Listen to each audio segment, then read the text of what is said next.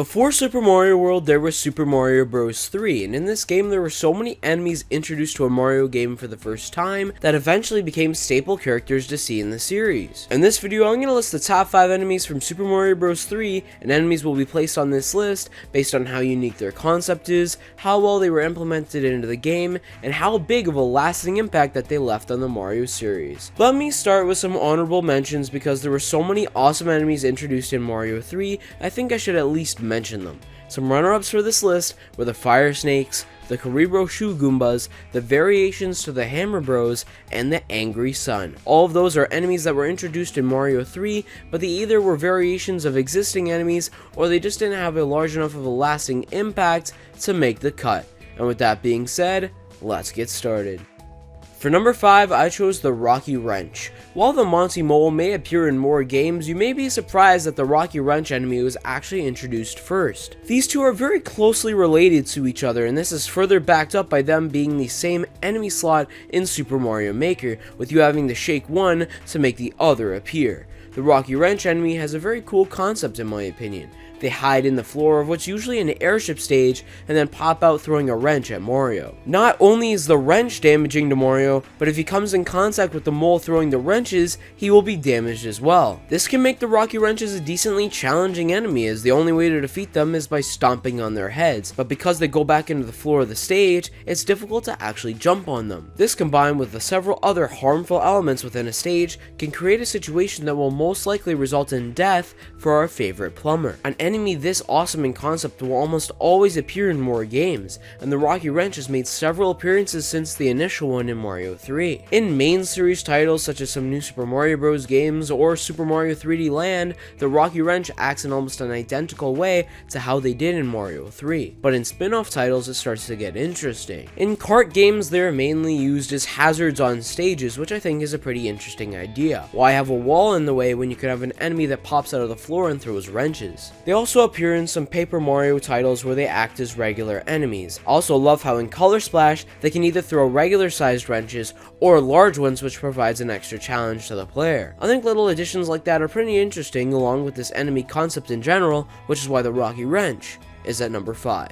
Coming in at number 4 is the Chain Chomp. Honestly, I would feel bad putting an enemy as notorious to the Mario series as the Chain Chomp at a number 4 spot, but the amount of amazing enemies introduced in Mario 3 was so big that I was actually kind of forced to put the Chain Chomp in this spot. But that definitely isn't a bad thing, as the Chain Chomp is an excellent video game enemy. The concept of a Chain Chomp is very simple. Be a raging enemy that wants to tear Mario's head off, but they're held to a chain. They're still very challenging upon encountering them though, as they throw their head in different directions sporadically, and if you aren't expecting the Chain Chomp to go towards you, then you're in for a world of hurt. If you go to ground pound the post that holds their chain down, they will be released and run away, but in the process they will most likely hit you as well, and if you don't have a power up then, well, you're starting the level over again. So yes, they're threatening in Mario 3, and in future 2D Mario games for that matter, but they could be even more threatening in 3D games. Take a game like Super Mario 64 for example, where in Bob-omb Battlefield, one of the missions is to ground pound the post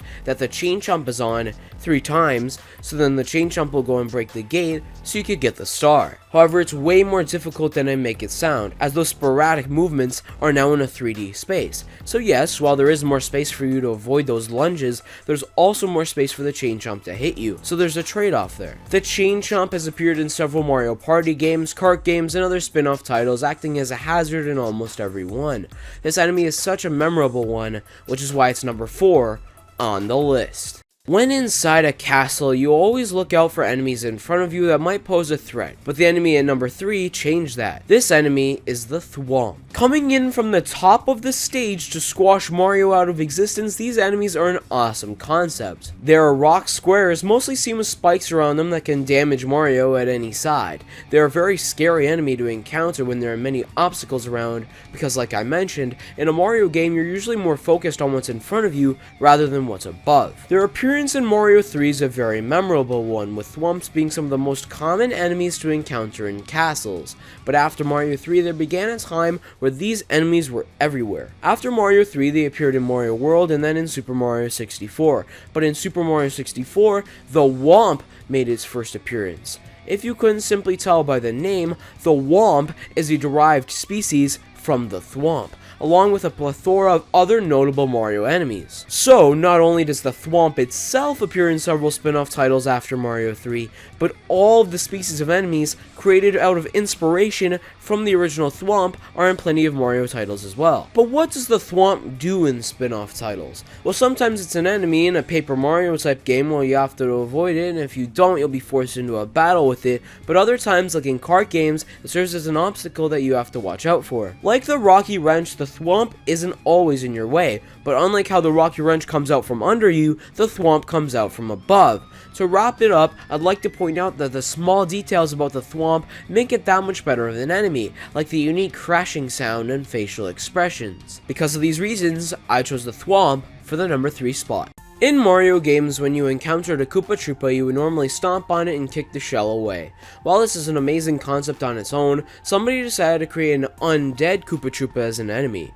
And it's awesome. The concept of dry bones is a skeleton form of a Koopa Troopa, and you are able to squash them like you would to a normal Mario enemy. The big unique part of dry bones though is that they come back to life after you stomp on them. While there are ways to permanently end their lifespans, most of the time you will see them reassembling themselves. This was an extremely unique concept at the time, and is implemented very well in Super Mario Bros. 3. Quite often you'll see dry bones in castles, and there are some interesting platforming challenges involving dry bones within them. So not only do these enemies have an amazing concept, but they also have a huge lasting impact on the Mario series as well.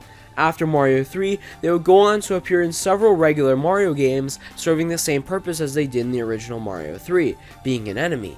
However, in spin-off titles, their roles get more interesting. They play the enemy role in Paper Mario games, but sometimes in a Mario Kart or Mario Party game, they're actually playable characters. They're also seen as playable characters in many Mario sports titles as well. While not in every sports game, they are seen quite often, and I always enjoy playing as them because of the awesome personality that they show in those games. Because of these reasons, that's why I chose the Dry Bones for number 2. And for the number 1 spot, I chose the Boo. In Mario 3, there were many fortress and castle levels, and one of the more unique enemies within those was the Boo, an enemy that hides its face from you when you look at it, to only follow you when you're not facing it, moving ominously and damaging you on contact. This enemy is an incredible concept. They are used so well in Super Mario Bros. 3. An example is that they aren't only in their regular form, but they're also used in other forms like stretches, which creates a platform that the Boos may pop out of. This enemy, when in the right situation, could be a large threat to the player, and an enemy you really have to work hard to avoid. This, along with the incredibly interesting concept, led to the Boo being put at number 1, but it also has a major lasting impact on the series. Types like King Boo have their own lasting impact on the Mario series, like being a big antagonist in certain games like Luigi's Mansion, and being playable in certain kart games. There are so many variations of the Boo, and all of them have appeared in so many games, making the Boo have the number 1 spot on this list. So all of these enemies on this list were actually in Super Mario Maker, and that's probably because they all have a huge lasting impact on the Mario series.